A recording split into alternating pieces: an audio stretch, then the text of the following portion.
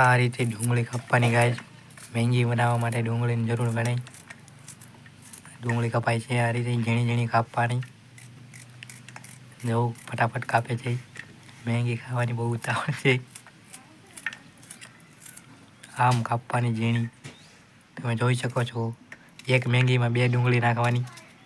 2 મેંગી હોય તો 3 નાખવાની.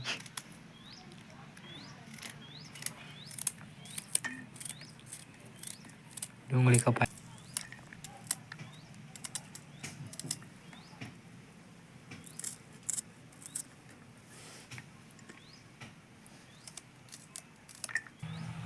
ટમેટું નાખવું પડે મેંગીમાં, એટલે 1 ટમેટું ઝીણું ઝીણું કાપે છે. અને કોથમરી પણ છે ગાઈસ, એને પણ કાપીને મૂકી દેવાની. ઉપર મેંગી બની જાય પછી એને નાખવાની. ટમેટું અને ડુંગળી પહેલાં આપણે કપાઈ જાય પછી ચડાવવાનું છે. પછીનું શૂટિંગ તમને બતાવું. ટમેટું ઝીણું ઝીણું કાપે છે.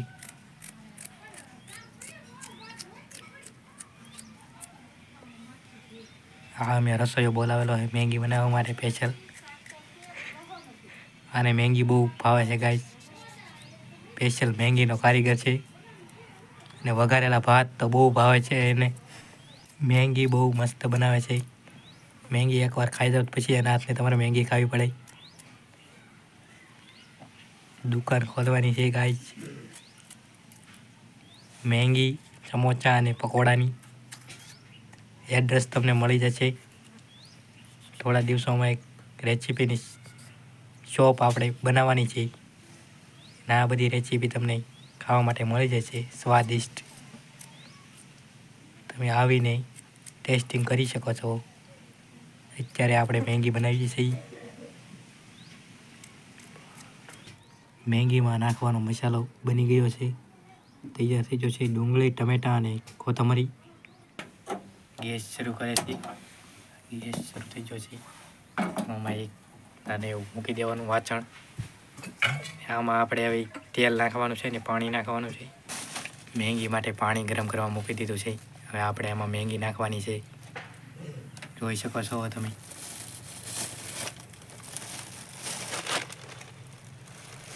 મેંગીને હવે તોડીને ગાઈસ આ મસાલો નીકળે એને બહાર મૂકી દેવાનો.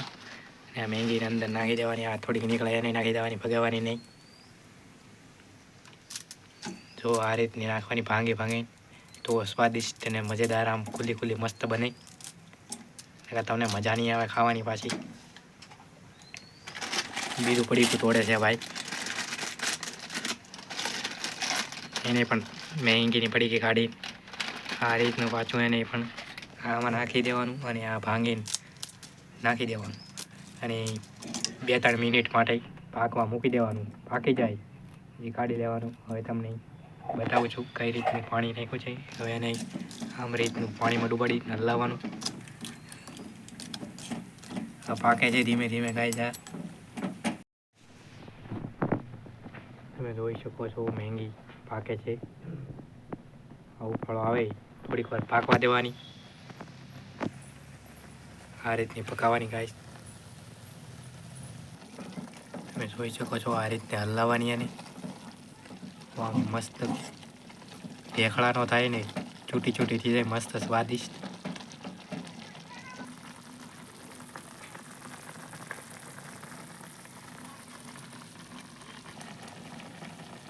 આ રીતની વરાળ નીકળશે. પાણી થોડું વધારે મૂકવાનું મેંગીમાં. મેંગી પાકી ગઈ છે ગાય. હવે એને કાઢી લેવાની છે એક વાસણમાં. મેંગી બની ગઈ છે અને વાસણમાં કાઢી લીધી છે. હવે આપણે એનો મસાલામાં અને નાખી દઈશું. તેલ નાખે છે. જેટલી મેંગી હોય એ પ્રમાણે તેલ નાખવાનું. થોડુંક વધી જાય તો પણ હાલે. હળદર નાખે છે. થોડીક હળદર નાખવાની એટલે મેંગી છે ને કલરફુલ ને પીળી થાય. હવે નમક, મીઠું નાખે છે. સ્વાદ પ્રમાણે તમારે નાખવાનું. અમને બહુ નમકીન ભાવે એટલે અમે 2 ચમચી થોડુંક નાખ્યું છે વધારે. હવે લાલ મરચું નાખવાનું. એ કલર માટે નહીં નાખવાનું. તમને જેટલું તીખું ભાવે એટલું નાખવાનું.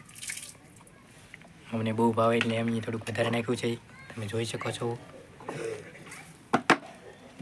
આ બધું મિક્સ કરી નાખવાનો મસાલો, થોડીક વાર પાકવા દેવાનો. અને આમાં હવે તમ બોલે એટલે આપણે જે ડુંગળી, ટમેટાં એ બધું કાપેલું હતું તેને આમાં ધીમે ધીમે નાખવાનું.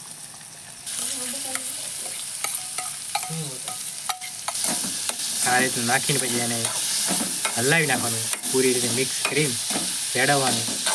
કાચું ન રહે એનું ધ્યાન રાખવાનું. થોડુંક પેટમાં દુખે મેંગી પછી જામે. પાણી ડુંગળીનું ટમેટાનું થોડુંક પાણી નીકળ્યું છે અને એમાં ને એમાં એ પાકી જાય છે. ધીમે ધીમે એને સડવા દેવાનું. થોડીક વાર બે જોઈ શકો છો ધીમે ધીમે સડે છે. મેંગીનો મસાલો પાકવા માટે એક નાખી દીધી છે વળગીની, એક આપણે પછી મેંગી નાખ્યા પછી નાખીશું. તો મેંગીનો ટેસ્ટ થોડોક અલગ અને મજેદાર આવે. અને હવે મિક્સ કરે છે.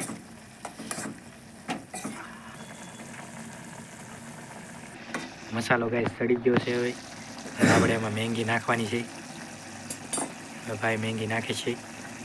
મેંગી નાખી દીધી છે ગાઈસ, જોઈ શકો છો. હવે એને મિક્સ કરશે. આ રીતે મિક્સ કરી દેવાની એટલે બધો મસાલો અને મેંગી મિક્સ થઈ જાય. મેંગીમાં આવે એ મસાલો ચાઇનીઝ બનાવવા માટે નાખે છે. એને ઉપરથી એક નાખી દીધો છે. ટેસ્ટ બહુ મજા આવે એવો હોય છે. હવે એને હલાવશે. ગેસ ઉપર હોય એટલે આ રીતે હાંચીથી પકડીને હલાવવાનું ન કરશે. તપેલું હલે એ માટે પકડી રાખવાનું. આ હવે તૈયાર થઈ ગઈ છે મેંગી. આ બની ગઈ છે. હવે આપણે એને ઉતારી લઈશું નીચે.